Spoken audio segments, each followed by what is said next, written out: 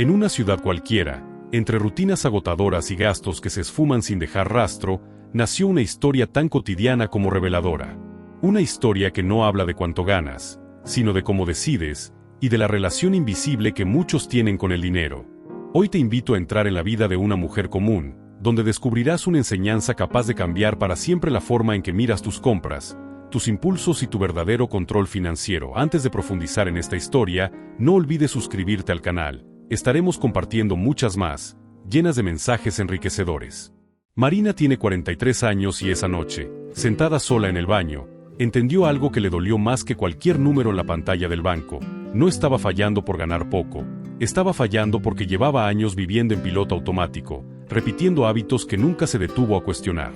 Compraba para sentirse mejor después de días largos, de frustraciones acumuladas, de una vida que no era exactamente como había soñado, y por unos minutos funcionaba, pero después venía el golpe, la culpa, la vergüenza, la sensación de estar siempre empezando de cero. Y ese ciclo, impulso tras impulso, se había vuelto tan normal que Marina ya no lo veía, solo sentía el cansancio de no avanzar. Hoy vas a conocer la regla de los 7 días, una regla simple que parece pequeña, casi ingenua, pero que tiene el poder de romper ese piloto automático, de devolver claridad, control y calma, no solo al dinero, sino a la mente. Y antes de que pienses que esto es solo otra historia más, necesitas quedarte, porque para entender por qué algo tan simple pudo cambiarlo todo, primero tienes que ver cómo Marina llegó exactamente hasta ese punto donde muchos llegan, pero pocos se atreven a reconocer. Marina siempre hizo lo que se supone que hay que hacer para que la vida funcione. Empezó a trabajar joven, cuando todavía estaba aprendiendo a ser adulta, y desde entonces no paró. Despertador temprano, transporte público lleno, jornadas largas y la sensación constante de estar corriendo contra el reloj. Nunca fue conflictiva, nunca dio excusas, nunca pidió más de lo que creía merecer. Era responsable, cumplidora, de esas personas invisibles que sostienen todo sin que nadie lo note. Con los años logró avanzar un poco, no lo suficiente como para sentirse tranquila, pero sí como para pensar que, al menos, ya no estaba tan mal. Tenía un sueldo que alcanzaba, al menos en teoría, porque en la práctica la historia era otra muy distinta. Todos los meses el mismo ritual se repetía sin variaciones. El salario entraba en la cuenta, Marina sentía un breve alivio, casi como si pudiera respirar por unos segundos, y luego, sin saber cómo ni cuándo, el dinero empezaba a desaparecer.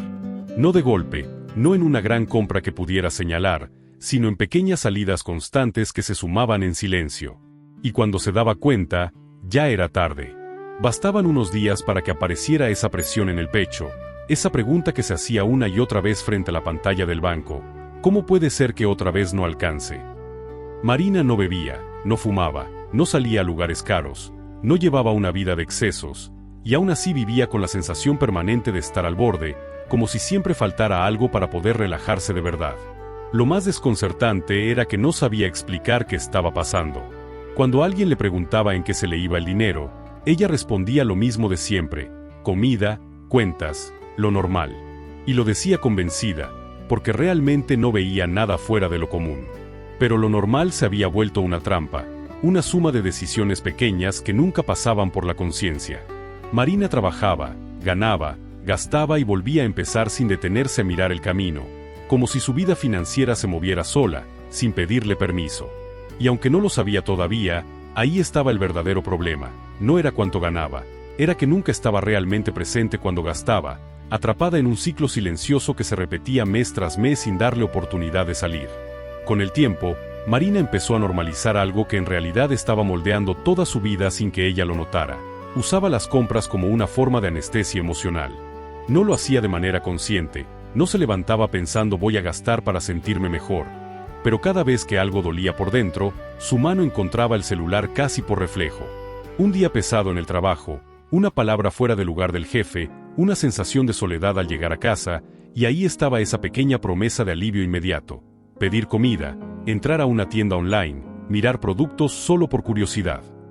Y durante unos minutos funcionaba.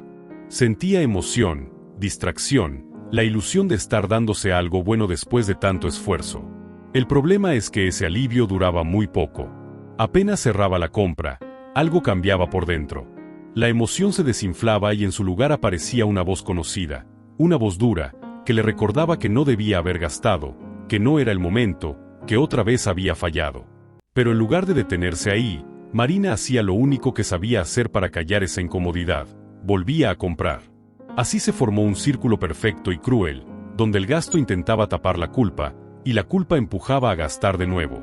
Cada compra venía acompañada de una justificación impecable, tan lógica que no dejaba espacio para la duda. Me lo merezco, trabajé todo el día, está en oferta, es ahora o nunca. En ese momento, todo parecía razonable. Lo más peligroso es que no eran grandes montos. Eran cifras pequeñas, casi invisibles, que no encendían ninguna alarma. Pero sumadas, mes tras mes, se convertían en una pérdida constante que Marina nunca veía venir. Y mientras tanto, algo más profundo se estaba rompiendo: su confianza en sí misma. Porque cada vez que abría el resumen de la tarjeta y veía un número que no cuadraba, sentía que el problema era ella, que le faltaba fuerza de voluntad, que algo estaba mal en su manera de ser.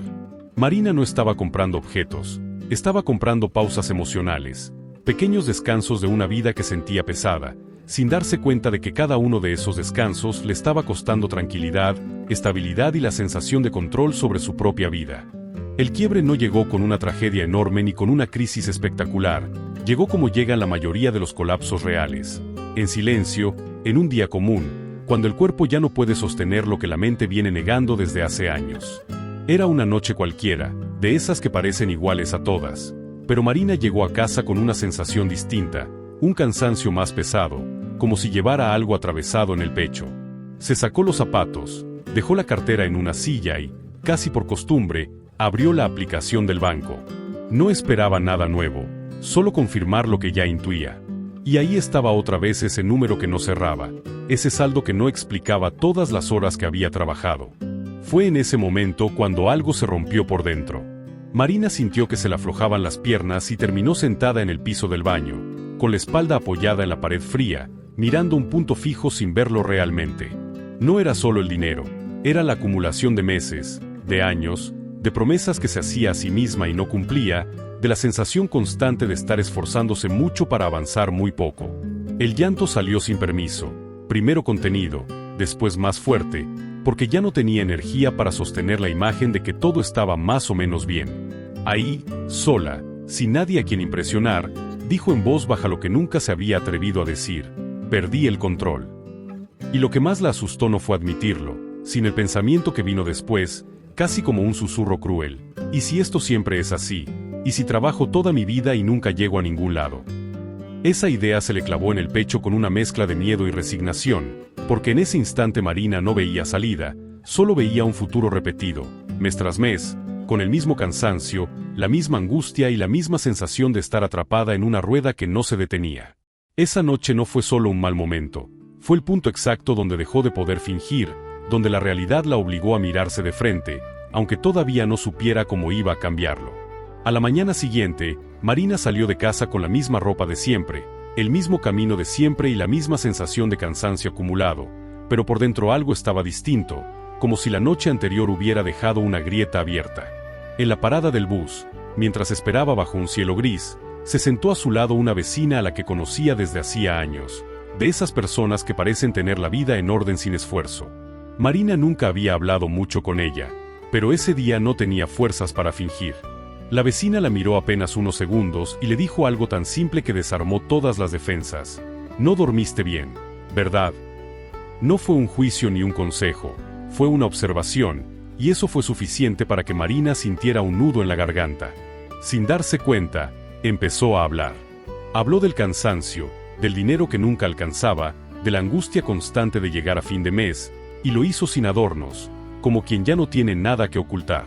La vecina escuchó sin interrumpir, sin minimizar, sin decirle que todo va a estar bien. Y cuando Marina terminó, esperando quizás un sermón o una frase hecha, recibió algo muy distinto, una historia. La vecina le contó que años atrás, después de quedarse sola, también había perdido el control con el dinero, no por irresponsabilidad, sino por vacío, por tristeza, por no saber cómo manejar lo que sentía. Y fue entonces cuando le compartió algo que al principio sonó casi ridículo por lo sencillo: cada vez que quieras comprar algo que no sea urgente, espera 7 días. Marina frunció el ceño, confundida. Esperar 7 días, nada más.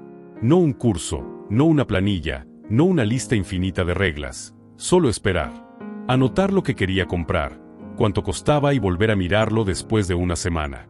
La vecina le explicó que el verdadero poder no estaba en prohibirse gastar, sino en crear una pausa entre el impulso y la acción, porque en esa pausa pasan cosas importantes. Marina sintió una mezcla de alivio y desconfianza. Una parte de ella quería creer, otra pensaba que algo tan simple no podía resolver un problema tan grande.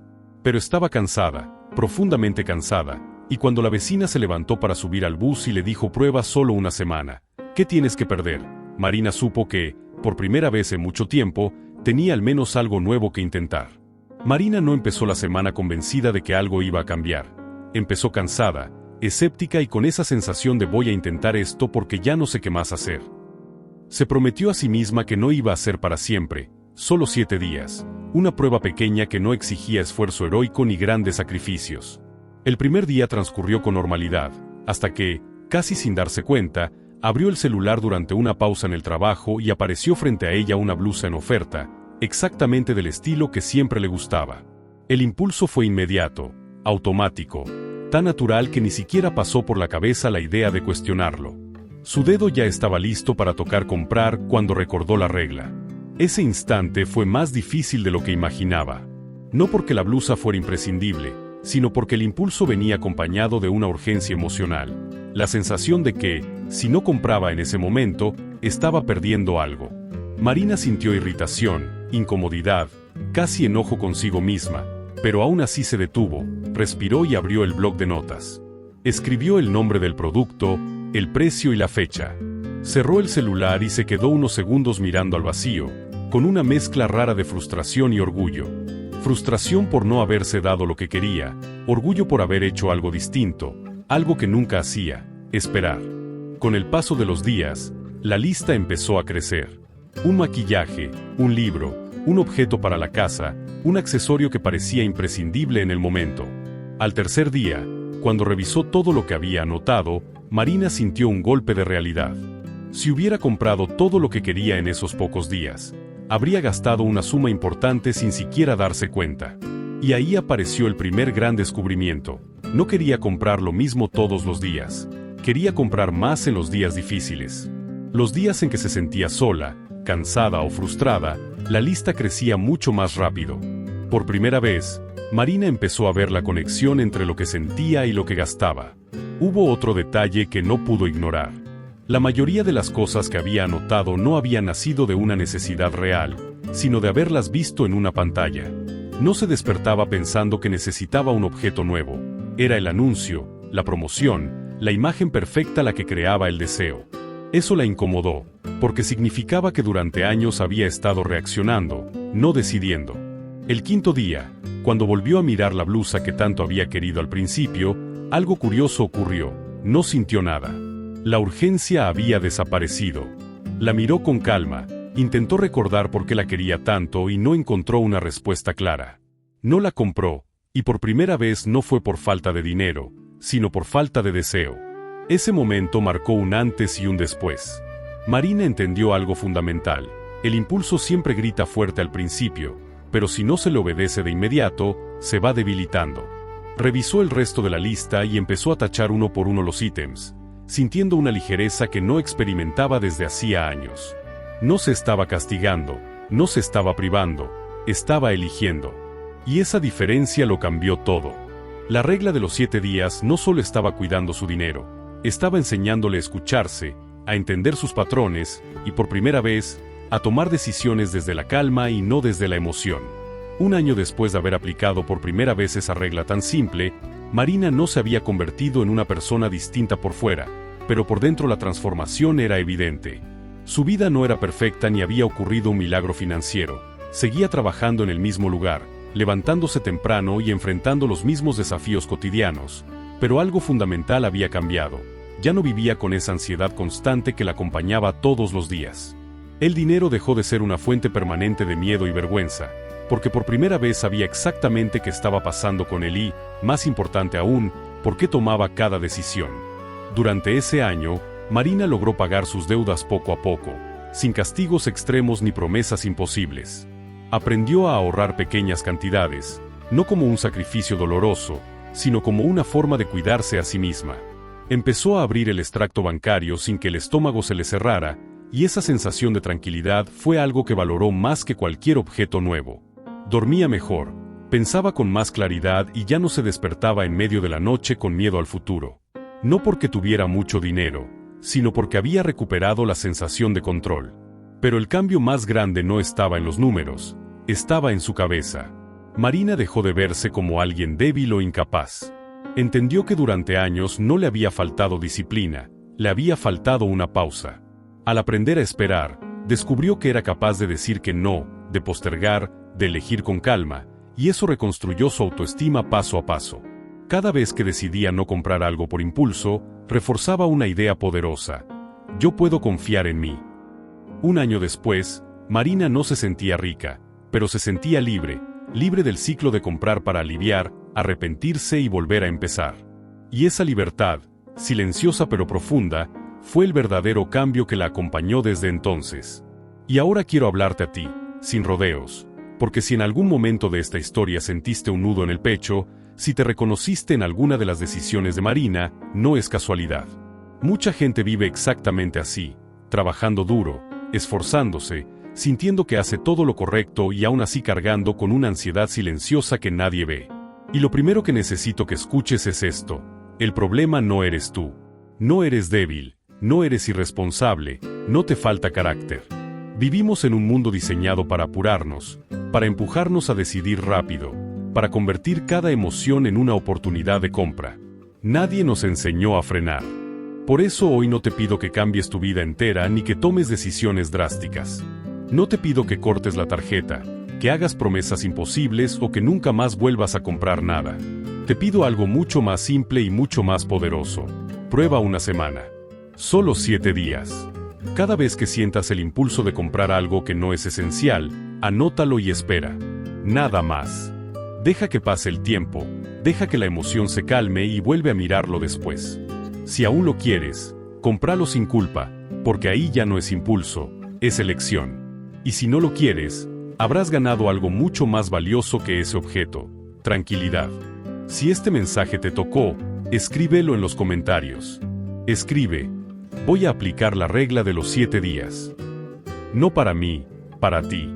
Para convertir una idea en un compromiso. Suscríbete al canal si quieres seguir escuchando historias reales de personas comunes que cambiaron su vida con decisiones simples. Y comparte este video con alguien que sabes que lo necesita, porque muchas veces una historia escuchada a tiempo puede evitar años de culpa y desgaste. La verdadera transformación no ocurre cuando entendemos algo, ocurre cuando lo ponemos en práctica.